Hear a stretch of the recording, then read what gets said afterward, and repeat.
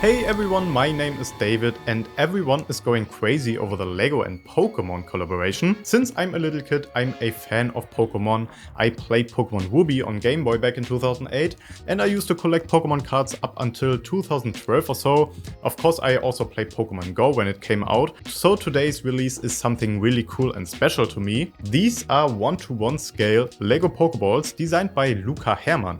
If you'd like to also build one yourself, just a little reminder that you can find the building instructions on our website www.brickvault.toys. All of our instructions have been troubleshot and the models have been tested physically, so you can be sure that you will get the highest quality builds at all times. Like these Pokeballs. Sorted by catch power from left to right, we have the regular Pokéball, Superball, Hyperball and Masterball. These Pokeballs are in 1:1 scale and all 4 Pokeballs are built almost the same way with minor differences to the inside to allow for some of the additional details to connect to the outsides. Each ball has around 1100 pieces and I know it doesn't look like it, but these are some of the most complex builds you will come across in this form factor. But let's take a look at the regular Pokeball first. And make sure to stay until the end of the video if you want to see me trying to catch a real Pikachu with this Pokeball. Okay, so first things first, this Pokeball is extremely round, considering it uses square LEGO pieces. How is that possible? How did Luca Herrmann do this?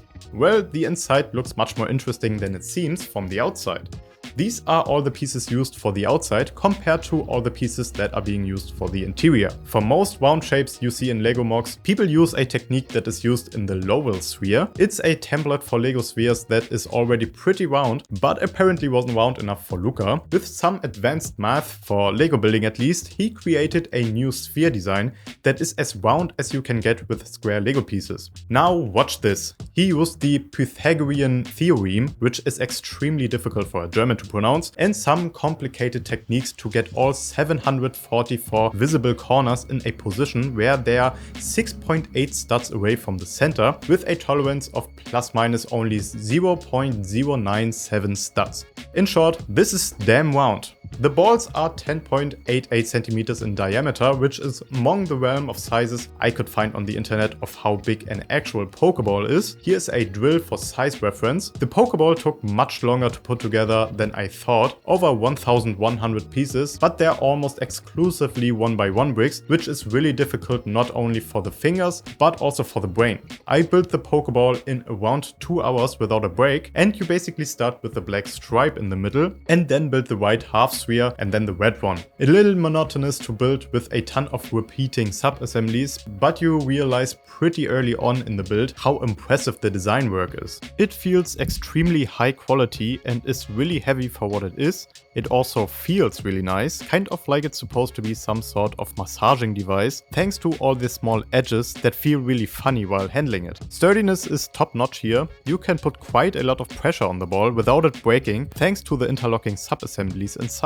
But the Pokeball is among the more boring balls in this collection because it's basically just a ball. The Superball, on the other hand, has these red stripes on top that protrude a little from the roundness, which is 100% accurate to the in-universe thing. The interior has to be adapted to fit these stripes, and it was pretty tastefully done. Coming to the Hyperball, it's basically built just like the Pokeball, with different colors obviously, and a couple of curved slopes. But my favorite, I have to admit, and probably the hardest to come up with, is the Masterball. I just love how Luca was able to integrate the M at the front at an angle like that. You can see that Luca mastered this ball technique, no pun intended, and the pink round protrusions are also really accurate. So that's our brand new Pokeballs by Luca Herrmann, and the first Pokemon builds in the store for that matter.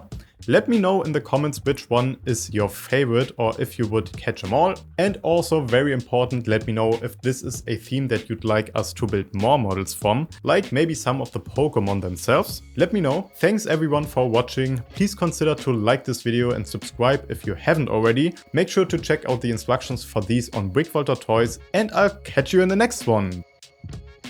Wait, did you hear that? I think I heard something outside.